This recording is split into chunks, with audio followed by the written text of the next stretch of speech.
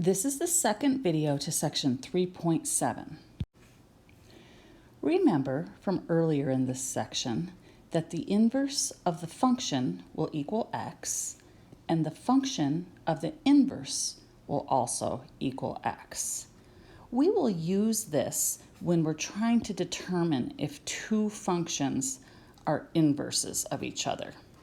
If they are inverses of each other, say we have a function f and a function g, then that means the composition of f and g will equal x, and the composition of g of f will equal x.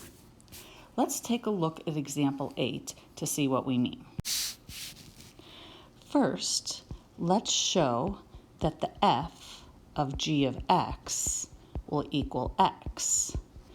So let's go ahead and find the f of the cubed root of x minus 1, and we're going to plug that into our x cubed here.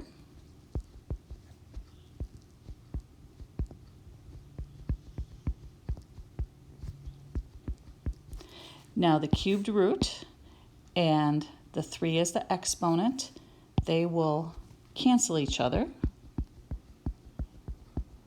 And so the composition of the f of g does equal x.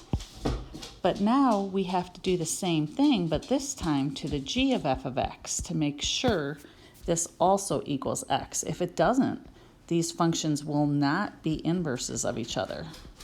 So we'll plug in x cubed plus 1, and we went ahead and we did that right here. Notice the 1's will cancel.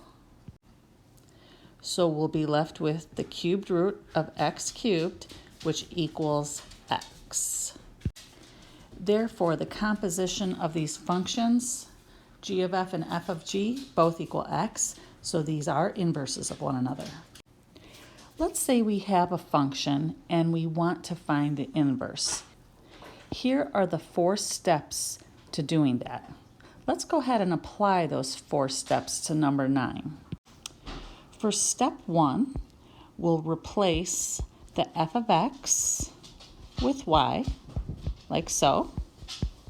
And then for step 2, we're going to interchange x and y, like this.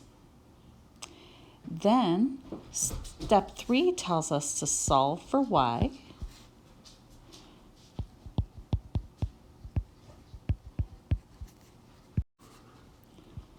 And then from here, we'll go ahead and divide both sides by 3. And we'll get y to equal x minus 7 over 3. And then for step 4, you just have to replace the y with the inverse function, like this. And then we're done. We're also asked to graph these two functions.